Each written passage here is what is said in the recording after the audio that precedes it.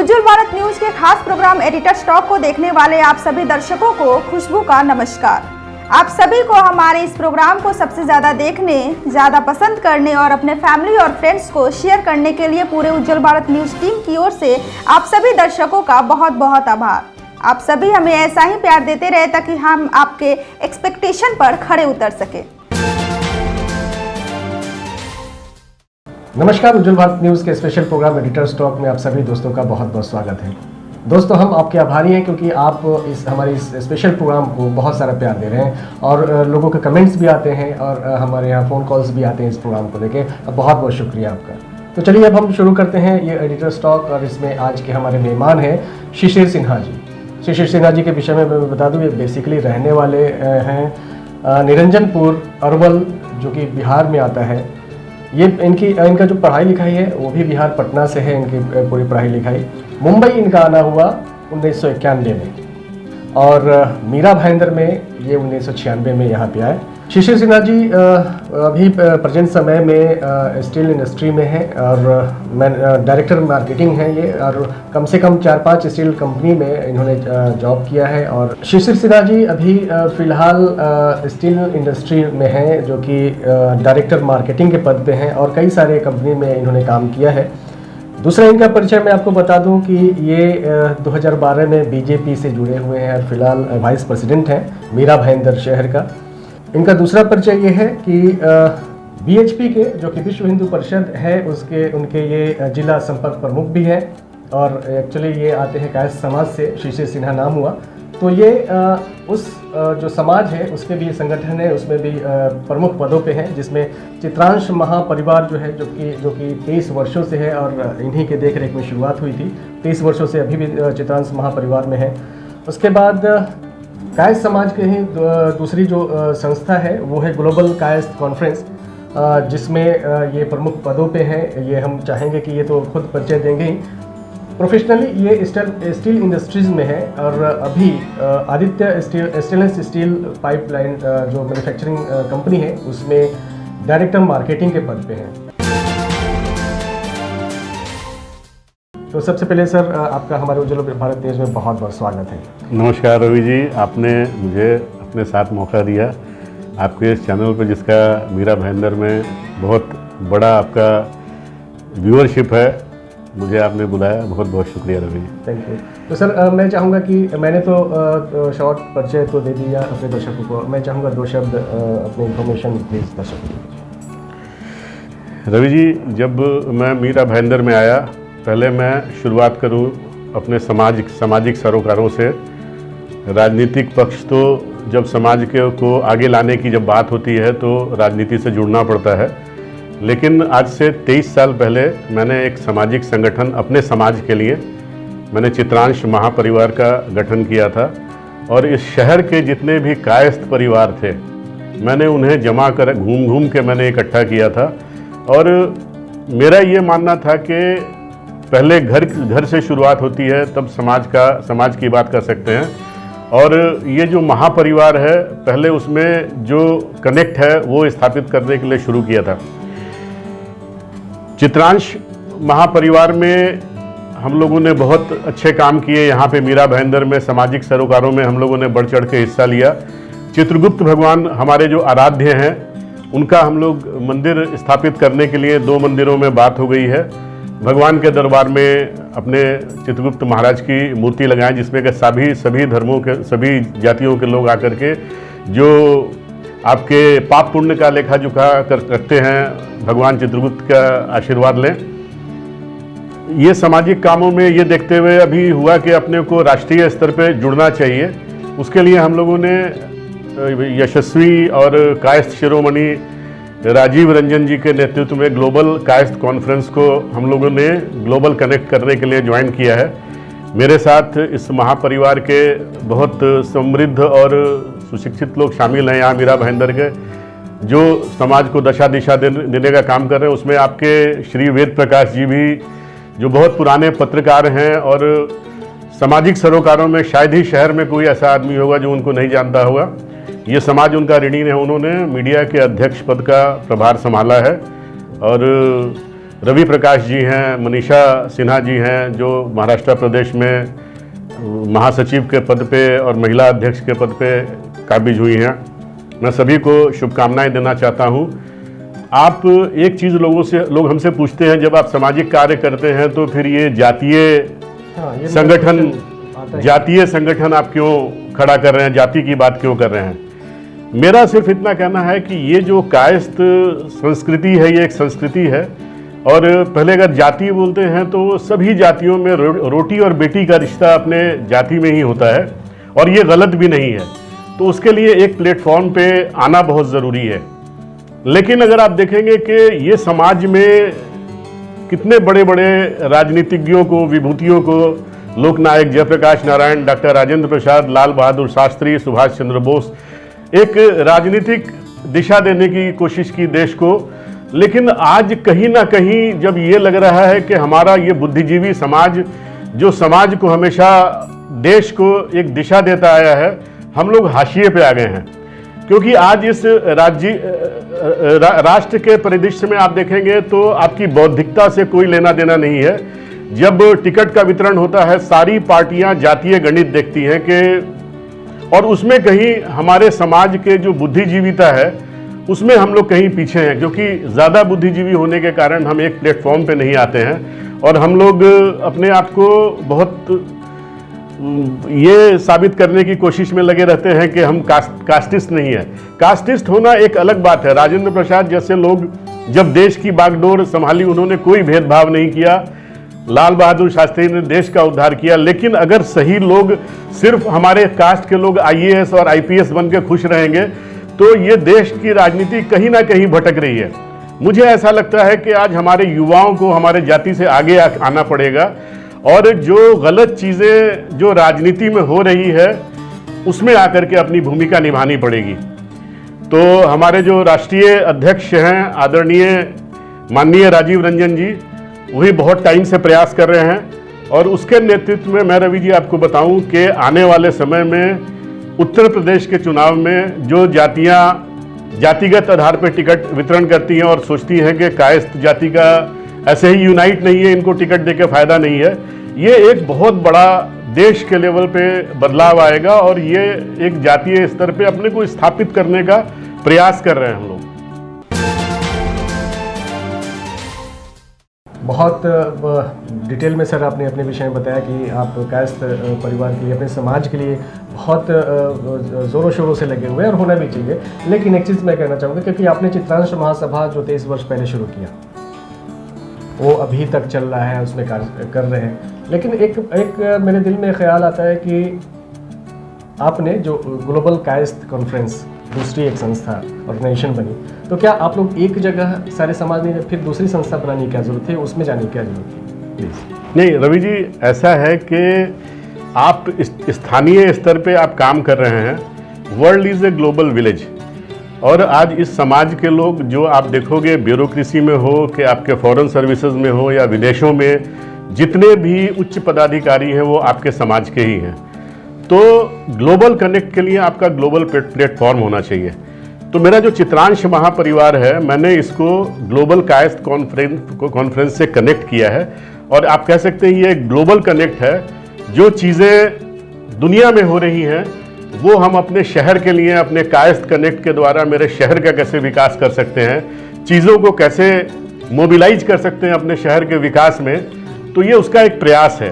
मतलब ये दोनों एक दूसरे से इंटरलिंक है। ये आप कह सकते हैं ये एक अम्ब्रेला ऑर्गेनाइजेशन है।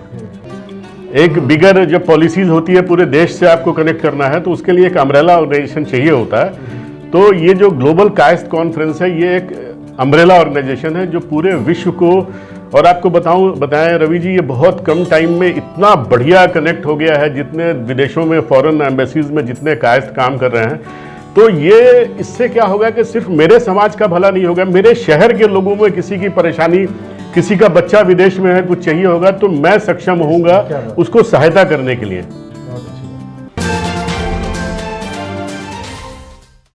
शिशिर सिन्हा जी, एक क्वेश्चन है, माफ़ कीजिएगा, वो क्वेश्चन ये है कि लोग पूरे समाज में ये लोग जानते हैं, मालूम है कि ये जो कायस्थ फैमिली जो है, समाज जो है, वो कभी एक साथ नहीं रहता। कोई फंक्शन होता है तो सभी आ जाते हैं बहुत अच्छे तरीके से आएंगे एक दूसरे से, और कैसे हैं सारी चीज़ें।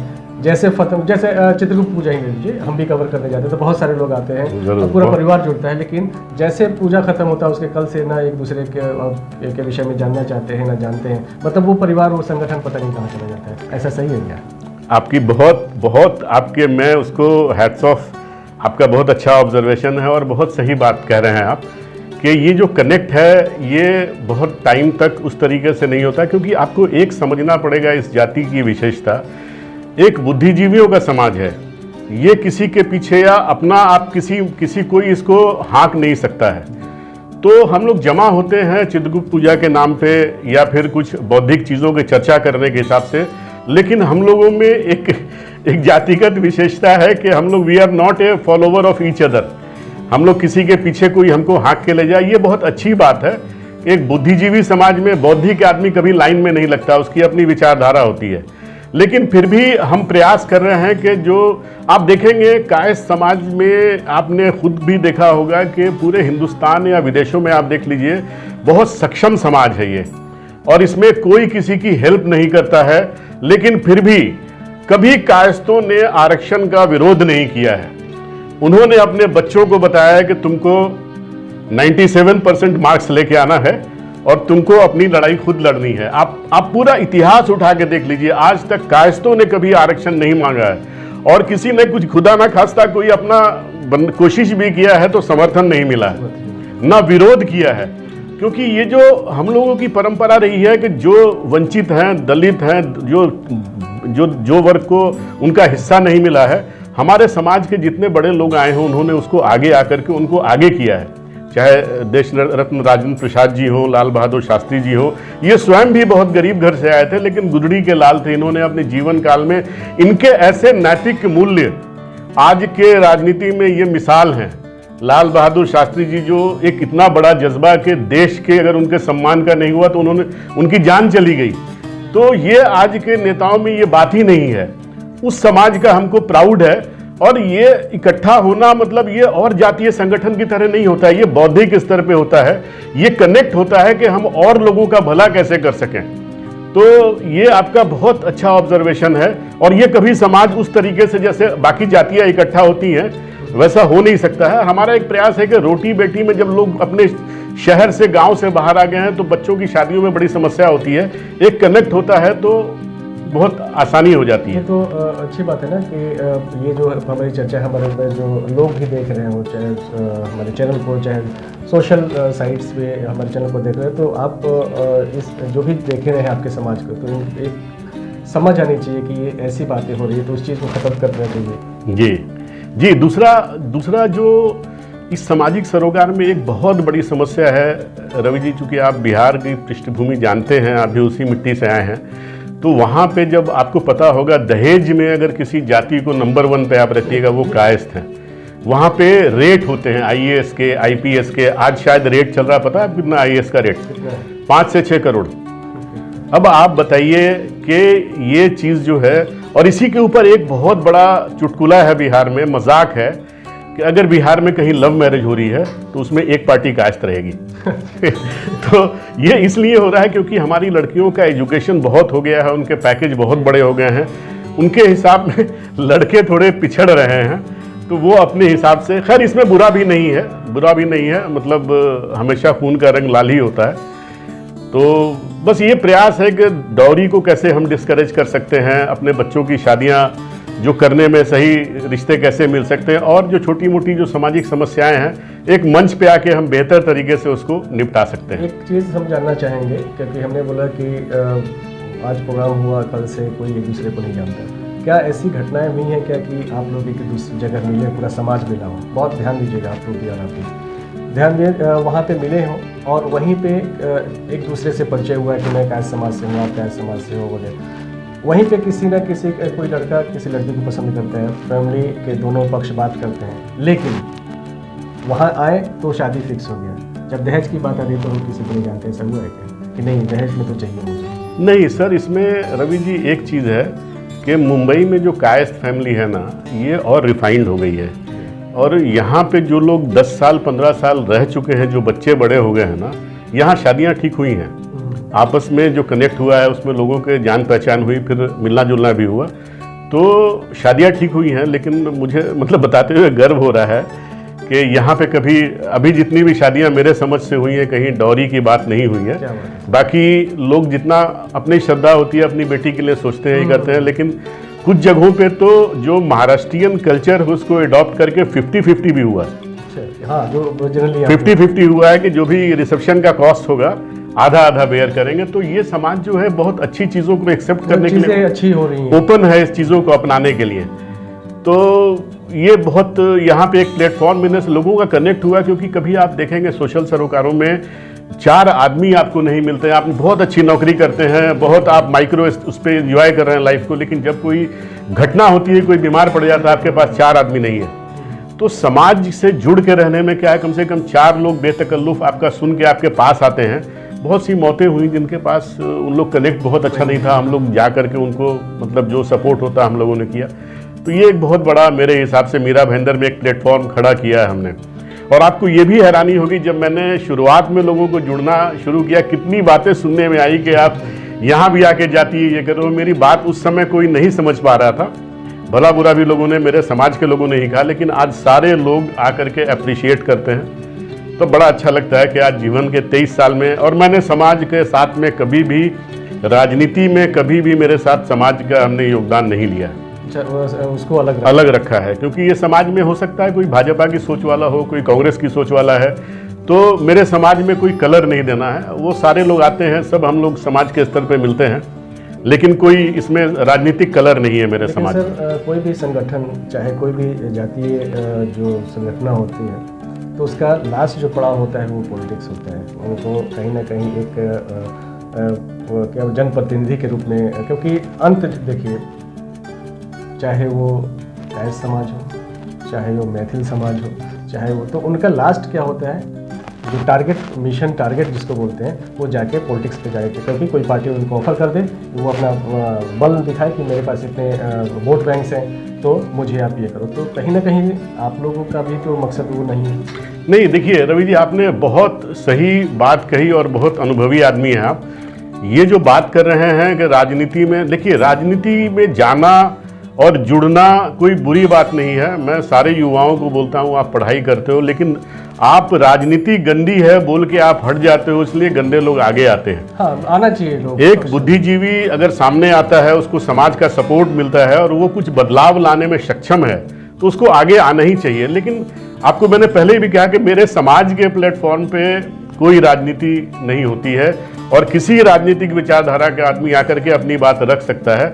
और वहाँ पे हम लोग आज 23 साल में कभी इंटरटेन नहीं किया है, ना कभी खुद भी हमने किसी आदमी को मेरे साथ लिया है। तो लेकिन ठीक है, अब राजनीति को आप, चूंकि आप रहते इस देश में हैं, आप खाते इस देश का हो, लोकतंत्र है, आप देश चलाना है, तो जो राजनीति में रहेंगे वही आपको चलाएंगे। तो राजनीति में तो आना ही पड़ेगा अपने समाज का अगर विकास करना है। तो आप अगर बाहर खड़े होकर बोलोगे नाली गंदी है, उससे काम नहीं चलता है। नाली में उतर के आपको साफ करना पड़ेगा। और आप पीछे हमने मिशन इम्पॉसिबल का भी आपने जिक्र शायद आपका रह गया होगा। हमने सामाजिक सरोकारों में, अभी तक मैंने कोई इलेक्शन की बात सोचा नहीं, मैं इलेक्शन से दूर हूँ। सामाजिक समस्याओं को मैंने, समाज का तो अपना कर ही रहा हूँ। मिशन इम्पॉसिबल में शहर के स्तर पे जो हमने प्रयास किए, मीरा भाईंदर में ये दृष्टांत है। आपसे मेरी चर्चा भी हुई, यहाँ पहले गार्डन नहीं था, गार्डन का हम लोगों ने काम शुरू किया। ठीक है, वो हमारी चीज़ देख के लोगों को आइडिया आया, गार्डन बहुत सारे बन गए। सिग्नल नहीं था, बहुत एक्सीडेंट हो रहे थे, सिग्नल लगवाया, आंदोलन किया, सिग्नल लग गए। तो मैं उसमें खुश हूँ कि अभी मेरे किए कुछ, अगर मेरा 1 लाख जीरो लगा के पॉइंट के बाद में 1 लगा दीजिए, अगर मैं उतना भी फर्क समाज में लेके आया तो मेरा काम हो गया। बाकी सब आदमी इतना इतना कर दें तो बहुत हो जाएगा। और ये देश 135-40 करोड़ के लोगों का देश है। अगर इतना इतना भी लोग अपनी जिम्मेदारी समझ लें, आज एक मोदी जी ने आके देश को बदल दिया है, और लोग थोड़ा थोड़ा योगदान करेंगे तो हमारा देश तो स्वर्ग से बेहतर हो जाएगा। बहुत अच्छी चर्चा रही शिशिर सिन्हा जी। दोस्तों, अब हम लेते हैं एक छोटा सा ब्रेक के बाद फिर हाजिर होंगे।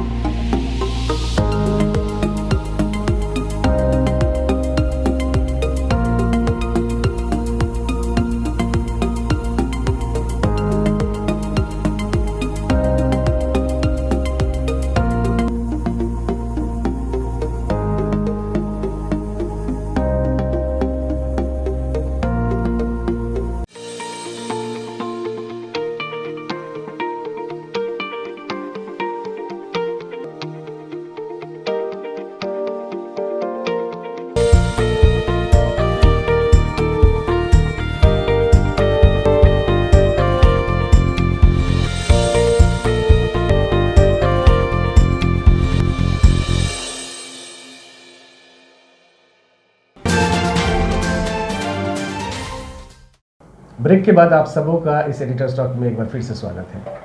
शिशिर सिन्हा जी, हम आगे बढ़ते हैं और सबसे बड़ी बात है कि आपने 23 साल पहले इस कायस्थ परिवार का, जो चित्रांश महापरिवार के नाम से है, तो उस समय जो 23 साल पहले और अभी में क्या क्या फ़र्क बदलाव आए हैं। दूसरा कि एक्टिविटीज़ आप लोगों का, क्योंकि अगर आप एक संस्थान चलाते हैं तो उसके कोई बायलॉज होते हैं, कोई रूल्स होते हैं और एक्टिविटीज़ क्या पहले से डिसाइडेड होता है, तो आप इस परिवार की ओर से क्या क्या करते हैं समाज के लिए? रवि जी, आज जब चर्चा हो रही है चित्रांश महापरिवार की, तो मैं एक आपको बताना चाहूँगा कि मेरा एक साथी था जिसके साथ में हम लोगों ने सपना देखा था इस समाज को इकट्ठा करने का। श्री संजय वर्मा जी हिंदुस्तान टाइम्स में थे और मेरा एक समाज के बहुत अहम पिलर थे हमारे साथ में। हम लोग शोल्डर बाय शोल्डर हम लोगों ने इस समाज के लिए एक एक आदमी का जोड़ के खड़ा किया था। वो आज अपने बीच नहीं रहे हैं। मुझे बहुत दुख है कि मेरा एक इतना करीबी साथी चला गया, जो हम लोग यहाँ पे सामाजिक तौर पे बहुत सारी गतिविधियाँ करते थे। तो कैंसर डिटेक्ट हुआ 3 साल पहले, अभी वो अपने बीच में नहीं है। लेकिन उनके साथ भी हमारे साथ के जो मेरे साथी हैं, सुजीत वर्मा हैं, निकेश हैं, आपका सुबोध सिन्हा हैं, और सबसे आगे अपने सुरभि जिमखाना के जो ओनर हैं AK सिन्हा जी, उन्होंने बहुत बड़ा जेस्चर दिखाया था। एक बड़े भाई की तरह उन्होंने कहा कि मेरा जिमखाना आपकी सामाजिक गतिविधियों के लिए फ्री ऑफ कॉस्ट है। वो एक बहुत बड़ा थ्रस्ट मिला। सुरभि जिमखाना से हमारी शुरुआत हुई थी और AK सिन्हा जी का मतलब एज ए पैटर्न बोलिए, बड़े भाई के तौर पे उन्होंने काफ़ी हम लोग को सहयोग, गार्जियनशिप में आज भी हैं। आज भी वो वरिष्ठ मतलब राष्ट्रीय अध्यक्ष हैं ग्लोबल कायस्थ के। और उनका उससे मेरा जो पहले जो इनिशियल खर्चों की बात थी उससे हम फ्री हो गए थे, तो उससे इकट्ठा होने में सहायता मिली। आज जो स्ट्रेंथ है मीरा भाईंदर के अंदर में, कम से कम 3,000 से 3,200 परिवार मेंबर हैं, जिसमें हर साल जो हम लोग चित्रगुप्त पूजा करते हैं, बहुत बड़ा कार्यक्रम करते हैं और इसमें पूरे दिन का कार्यक्रम होता है। और एक इसकी विशिष्ट चीज़ ये है रवि जी कि हम लोग चंदा किसी से नहीं लेते हैं। अच्छा। हम महापरिवार में सबको आमंत्रित करते हैं वित्त परिवार, और एक दिन बड़ा उत्साह और उल्लास का होता है। दिन भर का प्रोग्राम होता है, गाना बजाना, और कायस्थ हैं तो बहुत अच्छा खाना अगर नहीं होगा तो अगले बार सबको शिकायत हो जाएगी। तो गाना बजाना होता है और फिर शाम की चाय के साथ उसमें परिचय भी होते हैं, एक इनफॉर्मल आपस में इंटरेक्शन होता है। तो इसमें अपने समाज की काफ़ी बड़ी बड़ी हस्तियां, जैसे नीतू चंद्रा जी हैं, फेमस एक्ट्रेस हैं, वो बहुत जुड़ी हुई थी, बहुत साल आई हैं हमारे अपने साथ। अभी वो US शिफ्ट हो गई हैं तो 2 साल से आना नहीं हो रहा है। फिर राजू श्रीवास्तव जी हैं, जब तक उनका लाफ्टर हिट नहीं हुआ था तब तक लगातार हम लोग की लिट्टी पार्टी में आते थे। लिट्टी पार्टी हम लोग बहुत रेगुलर इंटरवल पे करते थे। राजू भैया के बैठते थे हम लोग के साथ में और मतलब मोटिवेट करते थे। तो ये शुरुआत हुई थी। अपना जो उद्देश्य था कि लोग एक प्लेटफॉर्म पे आके शादी व्यवस्था ये सब जो होती है उसमें बहुत अच्छा ये हुआ और सोशल सपोर्ट सिस्टम डेवलप हो गया। कायस्थ वैसे भी बहुत मिंगल उस तरीके से नहीं करते हैं, किसी से हेल्प नहीं मांगते हैं, लेकिन एक जो अपने समाज का प्लेटफॉर्म हुआ तो लोग इनफॉर्मली एक दूसरे की बहुत हेल्प करने लगे। ये एक बड़ा बदलाव हुआ है। और फिर जो अपना राष्ट्रीय स्तर पे आदरणीय राजीव रंजन जी जो वरिष्ठ प्रवक्ता हैं जनता दल यूनाइटेड के, उन्होंने कायस्थों के लिए बहुत काम किया है पूरे हिंदुस्तान में कायस्थों को जोड़ने के लिए, और उनके मार्गदर्शन में राजीव भाई ने बहुत बड़ा अभी प्रण किया है। उनके मार्गदर्शन में पूरे दुनिया के कायस्थ जो इकट्ठा हुए, रवि जी आप हैरान हो जाइएगा, मैं आपको एक बार जोड़ूंगा उनके साथ में जब अपनी मीटिंग होगी। तो ये एक बहुत बड़ा बदलाव है और हम बहुत पॉजिटिव हैं कि 2022 में यूपी इलेक्शन में तो एक दिखेगा और कायस्थ एकता मंच भी, ये जो आपका साझा मंच जो है, जितने भी छोटे बड़े ऑर्गेनाइजेशन जो हर शहर में होते हैं चित्रांश जैसे, उनको इकट्ठा करने का प्रयास किया जा रहा है और ये हम लोग डिफरेंस लेके आएंगे। क्या बात है, हमारी शुभकामनाएं हैं आप सर। बहुत बहुत धन्यवाद सर। एक चीज़ और मैं पूछना चाहूँगा कि जनरली कायस्थ जो समाज है वो बोला जाता है कैडर वोट है बीजेपी का, ऐसा है क्या? देखिए ये तो आपने बहुत सही पूछा आपने। शायद यही कारण है कि कोई भी पार्टियां जानती हैं कि ये वोट तो भाजपा को ही जाएगा और भाजपा सोचती है कि ये जाएगा कहाँ, तो उनको तो कमल दिखाई पड़ता है। भाजपा की ये बीमारी है पूरे हिंदुस्तान में कि उनको और कुछ भी नहीं, कमल। मैं जर्नलिज्म में रहा पूरा देश में, हाँ, तो वो चीजें तो ये अपना प्लस भी है और माइनस भी है। भाजपा समझती है ये तो मेरा वोट बैंक है, इसको टिकट देने की क्या कैडर है, ये कहाँ जाएगा। और दूसरी पार्टियां ये समझती हैं कि इसका वोट तो आने वाला ही नहीं है, तो भाजपा ही वोट है। तो अपनी स्थिति इतनी खराब हो गई है कि आज आप सोचिए, जनता दल यूनाइटेड को एक कायस्थ कैंडिडेट नहीं मिला, एक भी कायस्थ उम्मीदवार को बिहार में जनता दल यूनाइटेड ने टिकट नहीं दिया। और सबसे मजे की बात कि उनकी तरफ से तलवार भांजने वाला सबसे ज्यादा कोई था तो एक कायस्थ था, आदरणीय राजीव रंजन प्रसाद, जदयू के वरिष्ठ प्रवक्ता। जितनी लड़ाइयां वो चैनलों पे आके कर रहे थे, आपने भी देखा होगा, उनका बहुत धार थी। और आज जब मंत्रिमंडल का विस्तार हुआ है, भाजपा ने तो अपने कोटे से एक कायस्थ को मंत्री बना दिया, नितिन नवीन को। लेकिन पूरा देश की आकांक्षा थी कि राजीव रंजन प्रसाद जी एक मंत्रिमंडल में आएंगे और इनका गवर्नर कोटा में ये होगा। लेकिन बहुत बड़ा तुषाराघात हुआ है हम लोग की आकांक्षाओं पे, और नीतीश कुमार को इसके लिए बिहार का कायस्थ समाज माफ नहीं करेगा। शिशिर सिन्हा जी, चर्चा अच्छी चल रही है और जो दर्शक हैं उनको अच्छा लग रहा, शायद अच्छा लग रहा होगा। और एक बात और कि आप 23 वर्षों से इस समाज को एकत्रित करने में, उनके मेंटेलिटी चेंज करने में और डेवलपमेंट के लिए काम कर रहे हैं। ये बहुत बड़ी बात है कि आप कंटिन्यू लग रहे हैं। आप अपार्ट फ्रॉम अपने बिजनेस प्रोफेशन जो है उसके अलावा, हमारा एक ही क्वेश्चन है कि अब आगे समाज की बेहतरी के लिए क्या क्या आपके जो प्लानिंग्स है वो क्या है, बताइए। रवि जी, जैसा कि आपसे मैंने चर्चा की थी कि अपने समाज में जो बच्चे 97% नहीं ला पाते हैं, उनको जॉब की समस्या, 50% वाले भी हैं, उनके लिए जो अभी मोदी जी ने भी किया है स्किल डेवलपमेंट का, किस तरीके से उनको एक प्लेटफॉर्म दे सकें और कैसे एक सपोर्ट सिस्टम डेवलप कर सके कि वो भी अपनी जीविकोपार्जन में आगे कर सकें। तो अभी जो प्रयास है अपना, इसीलिए कि रोज़गार के ज़्यादा अवसर मुहैया कराने का, उस पर हम लोग काम कर रहे हैं। बहुत सारे बिजनेस मॉड्यूल, बहुत सारे लोग जो की पोजीशंस पे बैठे हैं उनसे भी बातचीत चल रही है। क्या करेंगे, कितना करेंगे वो तो पता नहीं है, कायस्थ लोग हैं, लेकिन फिर भी एक प्रयास है कि एक उनको हम मोटिवेट कर सकें बच्चों को कि अपने बिजनेस के, अपने रोज़गार के ऊपर जो भी उनको सपोर्ट चाहिए वो सपोर्ट सिस्टम क्रिएट कर सके। ज़्यादा से ज़्यादा लोग नौकरी वाली मानसिकता से निकल के स्वरोजगार की तरफ आए, ऐसा प्रयास कर रहे हैं। ये भी मैंने तो दो चीज़ें बोला। एक तीसरी चीज़ ये भी है कि लोग ये सोचते क्या कंफर्म होते हैं कि कायस्थ समाज सिर्फ और सिर्फ जो गवर्नमेंट सर्विस हो, चाहे वो टॉप लेवल का हो, वो सर्विस में ज़्यादा ध्यान है, इसलिए दहेज जो है बहुत ज़्यादा है। अगर एक लड़का IAS बन गया तो लॉटरी पूरे परिवार की निकल गई। रवि जी, ये अपना प्रयास है कि जैसे आज 90, हम तो अपने बच्चे को सिखाते हैं कि तुम 91, 97, 99% लेके आओ, और वो चीज़ कहीं ना कहीं वहाँ तक पहुँचते भी, लेकिन बहुत से बच्चे ऐसे हो जाते हैं जिनका कुछ अनुवांशिक ये होता है, जो 55-60% है, उनको भी आज खड़ा होना है। तो उसके लिए हम लोग व्यवस्था कर रहे हैं कि कोई ऐसा अपने समाज का मेडिकल कॉलेज, इंजीनियरिंग कॉलेज ऐसा रहे कि जहाँ पे हम कम मार्क्स पे भी थोड़ा कोटा रहे मेरा, कि वो बच्चों को भी अपॉर्चुनिटी मिल पाए अपने आप को इस्टेब्लिश करने की।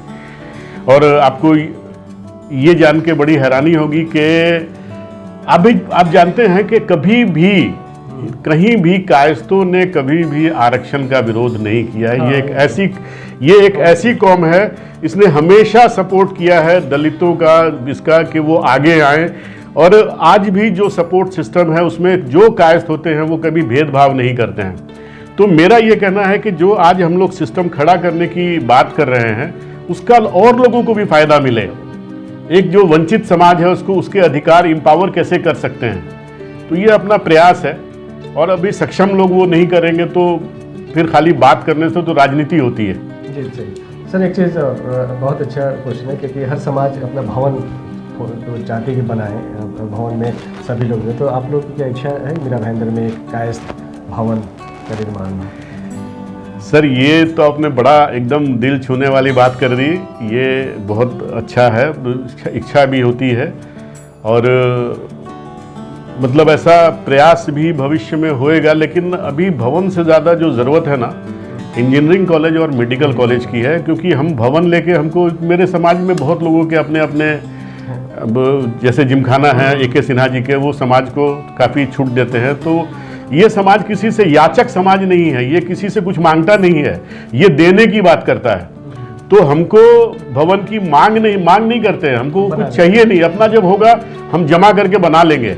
हमारा जो प्रयास है कि जो शैक्षणिक रूप से हम कितना एम्पावर कर सकते हैं अपने लोगों को, और रोजगार के रूप में कैसे स्वरोजगार के लिए हम किस तरीके से हेल्प कर सकते हैं, हम लोग उसी दिशा में बढ़ रहे हैं। चलिए, उज्जवल भारत न्यूज़ की ओर से आपको ढेर सारी शुभकामनाएं कि आप जो आप सोच रहे हैं अपने समाज के लिए, बहुत अच्छी सोच है।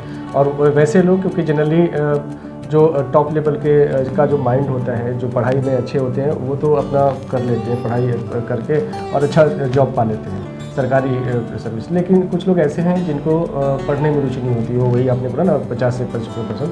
तो आप ये इंजीनियरिंग और जो मेडिकल कॉलेज है वो जल्द से जल्द खुले, हमारी शुभकामना है। और हम चर्चा यहीं विराम करने से पहले हम चाहेंगे कि जाते जाते पूरा आपका जो एक्सपीरियंस है, आप सुलभ मैंने बताना भूल गया, सुलभ इंटरनेशनल जो है उसमें ये वाइस प्रेसिडेंट के रूप में पुणे जोन में थे। तो अलग अलग क्षेत्र में इनका योगदान रहा है। तो हम चाहेंगे कि जाते जाते एक प्यारा सा संदेश हमारे दर्शकों के लिए, यंग जनरेशन के। मेरा एक संदेश आज के युवाओं के लिए है कि आप देश के बदलाव में हिस्सा बनिए। देश बदल रहा है, आपके लिए कोई कुछ नहीं करेगा, आपको स्वयं करना है। और आप अपने चरित्र और नैतिकता से ऐसा एग्जाम्पल समाज में रखें कि सारा समाज आपको इज्जत की नज़र से देखे।